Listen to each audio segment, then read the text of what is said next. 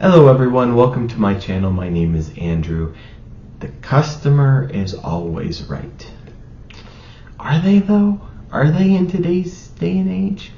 I think if you had have asked me that 15 years ago, I would have said yes, absolutely. That's still a very important concept. Now, don't get me wrong, there were even entitled people back then doing stupid things based on that saying, but not so much as there are now.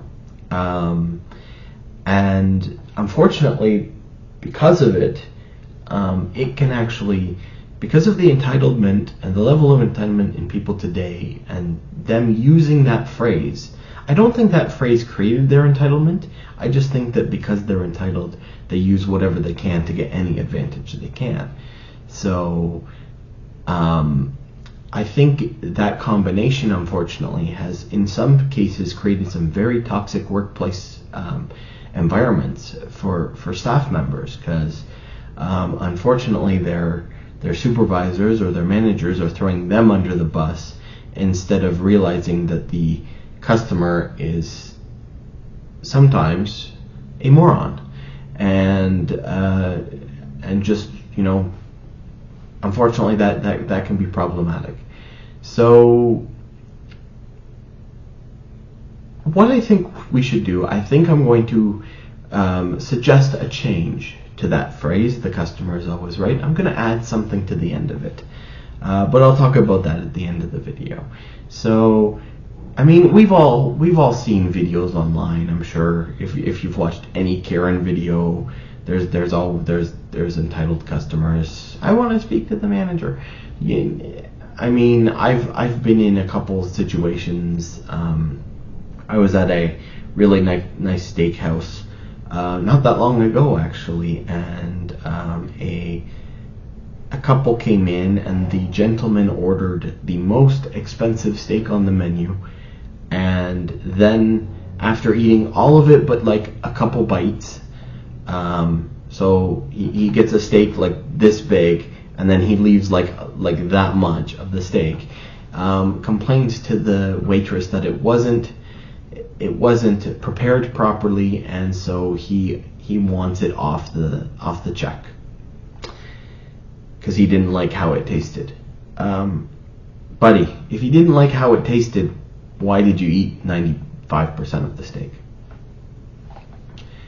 And then what does that waitress do? That waitress is stuck between a rock and a hard place. So I've also seen a lady in a clothing store admit that it had been a year since she bought this shirt, but felt that because it was only a year, even though there was no guarantee of how long it would last, she should be able to return it and get a brand new one because a hole had formed in the shirt. No. I think most sensible people realize that. I mean, it would be great if we could do that after a year, trade in clothing for new clothing. That would be great. But I think most sensible people realize that that's just not appropriate. Maybe it should be. Who knows? But we realize that it's not acceptable in today's society to do stuff like that, or at least most sensible people do. Now, don't get me wrong, I actually think the idea of the customer is always right is an important idea. It was more so, I think, in the past. However, I do think that that it was important. It helped strengthen the connection between customers and stores. If a store treated you well as a customer, you're more likely to go back to it. And I think actually that happened more in the past. I mean, maybe with, like, say you're buying furniture or stuff like that and you have a really good experience at one store, you are more likely to go back to that store. But I think today there's a lot less loyalty when it comes to customers, and customers are looking for the best deal. So they're going to go wherever they find it. Now, that's not to say you shouldn't treat customers with respect and dignity that come in your store. It just means that you're not getting as much payoff the next time around. So, like I said before, I propose a slight change to the customer is always right. And I think we should go one of two ways with this. Now, there's a gentleman, his name was Harry Gordon Selfridge Sr. He's one of the first people, I don't believe he created the phrase. It doesn't look like he created the phrase, the customer is always right, but he really embraced it. He ran a bunch of department stores in London, England. His version of that saying was, the customer is always right in matter of taste. Now that meant a couple things. First of all, that meant that if a customer liked, let's say we're talking about a t-shirt, if that customer liked that t-shirt, it was not up to the sales staff to say, no, it doesn't look good on you, no, it doesn't fit you properly. If the customer liked it, the customer could buy it. That was the first idea behind this. The second idea behind this is more of a supply and demand idea. So if for instance you have a bunch of customers buying a certain item, let's say they like one type of toaster over the other type of toaster.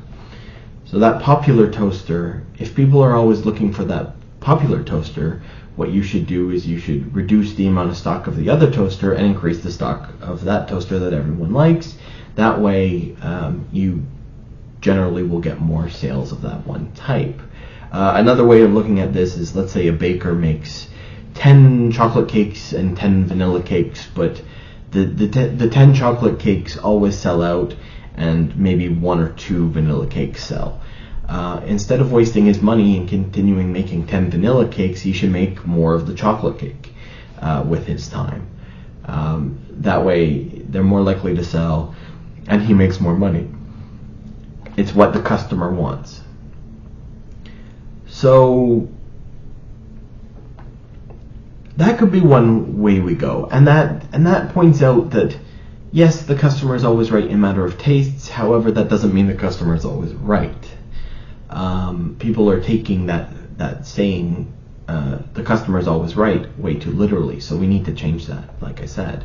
The other option is one I've seen, and I actually like this option a lot, because as I said before, I do think the idea of the customer is always right is an important idea, and it applies to like the vast majority of people. It's just the entitled ones that we need to kind of check.